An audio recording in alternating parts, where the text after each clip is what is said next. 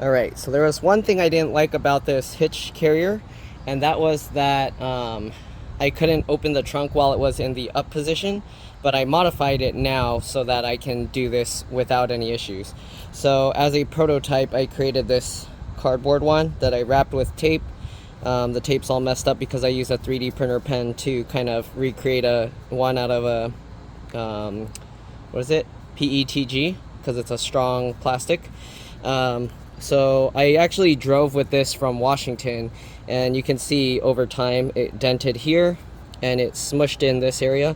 So I recreated it with the plastic now, and let me show you what it looks like. Actually, let me show you how the trunk works now. So right now, also I put this bolt that came with it because it does tighten this over it and it makes it better.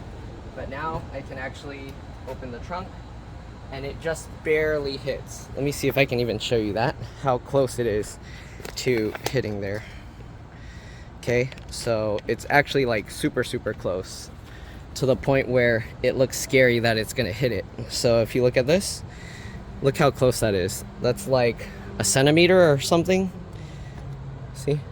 So got about like a centimeter gap. If I mess up and I accidentally like shove this too far forward, you can see it can actually hit it, but it'll be like, yeah. Anyways, so we're gonna close this now, and let me show you what I created. So we're gonna drop the camera down. I'm gonna try and show you from below or the side if I can. Okay. So this bolt actually tightens this thing closer, so it makes this so it doesn't just drop down easily. It's much harder actually to move. So I don't know if that's a good thing or bad thing. And then I'm using the keyed one now, so it's easier to bolt this out. So I actually made the hole a little bit too tight on the plastic thing, so let me show you. So I have to kind of like twist this now to take this out, so it's not easy, but it's nice because it has this grip. So this piece has this grippy area here, so I can twist it like that, so it's actually a nice snug fit.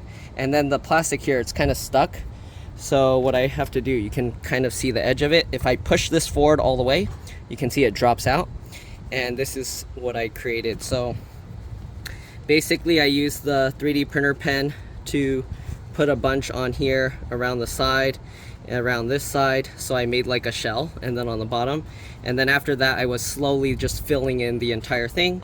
And then I used a hot pan to melt it more smooth. It doesn't need to be completely smooth, but I just melted it more smooth so that it's a better fit. So now with this the way it is, let me show you what it looks like.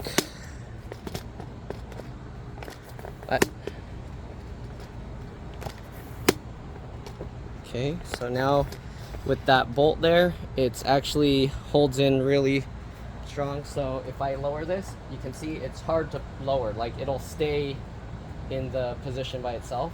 It won't just fall over like before, and it's nice and sturdy, not too wobbly. Okay, so before it was very wobbly, but yeah. So now we have this, it sits like that, and you can see it's enough that I can actually move the whole car. And then I just put this back up. Oops. Okay, and then to put this back together, we just have to shove that thing back in. Oh, I didn't also show, I made a video of it already before, but there's a bottle thing here. Let me move this down and show you. So this thing here, there's a bottle filled with 99.9% isopropyl alcohol, so that way in the winter it won't freeze or anything. Okay, so I put that in there, and I wrapped it with, this is like a pond liner, so I wrapped it with that so that way it can handle the elements. It's not going to be having any issues. And I moved it lower. It used to be up at the top, but I moved it lower, so now it will only go so far forward.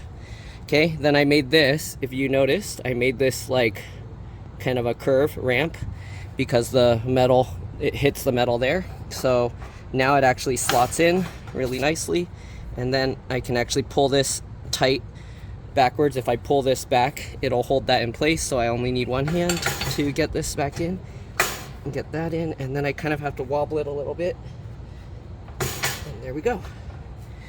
All right, then we just get the keyed one on. Uh-oh, maybe this was not good because this bottle's in the way. I wasn't thinking about that. Let's see if I can still get it in anyways. But I think the bottle might be in the way now. So I might have to flip this bottle over. Or actually, I can rotate this and put it the other way.